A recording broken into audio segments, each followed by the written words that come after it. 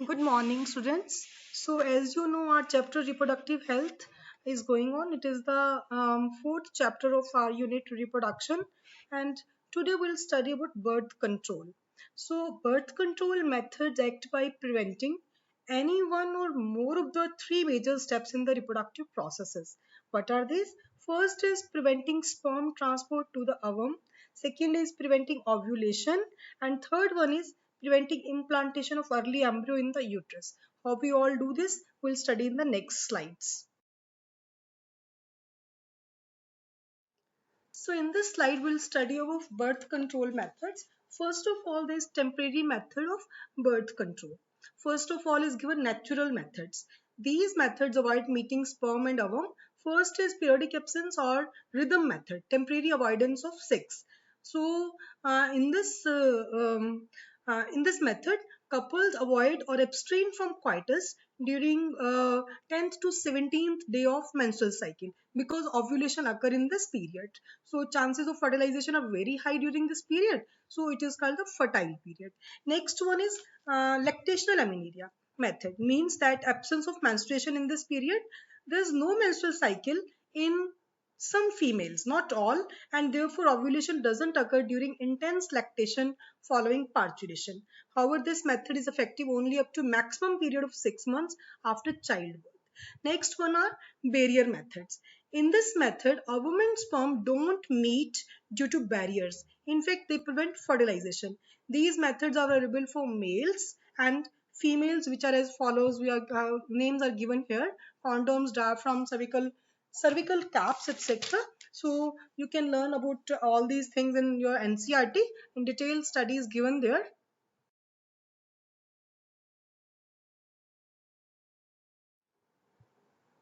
In this slide, we'll study about chemical methods. Foam, tablets, cream, jellies, paste are inserted in the vagina before intercourse to prevent sperms from entering the uterus. These contain spermicides, means they kill spermatozoa, such as lactic acid, citric acid, boric acid, zinc sulfate, and potassium permanganate. So sponge means today is a foam, suppository or tablets containing non-oxynol as spermicide. Just like Delphine is also available in the form of cream, they are used by anyone who is not allergic to these spermicides. These are relatively unreliable. Next one is intrauterine devices.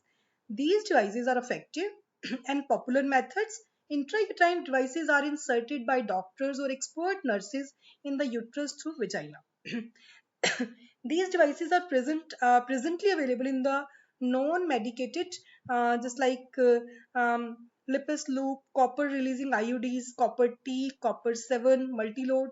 Copper releasing IUDs means these release copper ions, and copper ions are supposed to spermicide, means they kill the sperms. And hormone releasing IUDs, intrauterine devices, means progesterone insert and LNG20. Intrauterine devices increase phagocytosis of sperms within the uterus, and copper ions released suppress the sperm motility and fertilizing capacity of the sperms. And these hormone releasing intrauterine devices make the uterus unsuitable for implantation and the cervix hostile to the sperms. So these are ideal contraceptive methods used by the females. In India, it's one of the most widely accepted method of contraceptive. Now next, some drawbacks are also there. Just like they cause excess menstrual bleeding and pain, risk of perforation of uterus, risk of infection is there, but still people are using this. Next one is subcutaneous implants. Subcutaneous implants in new contraception is a subcutaneous. It's under the skin. It's used. Im- uh, Implantation of synthetic progesterone. It acts similarly to oral contraceptive by blocking ovulation and thickening the cervical mucus to prevent sperm transport. The new contraceptive, once implanted, is effective for 5 years. And six matchstick sized capsules containing the steroid are inserted under the skin of the inner arm above the elbow. The capsule slowly release the synthetic progesterone for about 5 years. So these are also called Norplants.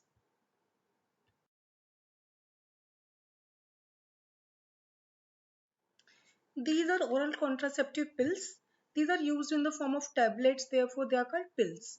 Just like first one is mini pills. Mini pills, they contain progestin only. No estrogen is present in this. No estrogen hormone is present. So Saheli is a non-steroidal preparation called Centromen, which is taken once in a week after initial intake of twice a week dose for 3 months. So it has high contraceptive value with little side effects. So it was developed at Central Drug Research Institute, Lucknow. Next one is combined pills. They are most commonly used oral contraceptive pills. Mala D, Mala N are commonly used combined contraceptive pills. They are combined because they are having both progesterone and estrogen. Both hormones are present to check ovulation. So this is taken daily and without break. So these are some of the oral contraceptive pills.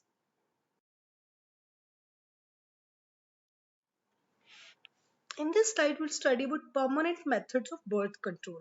So these are surgical methods, and sterilization process in the males is called vasectomy and that of female is called tubectomy.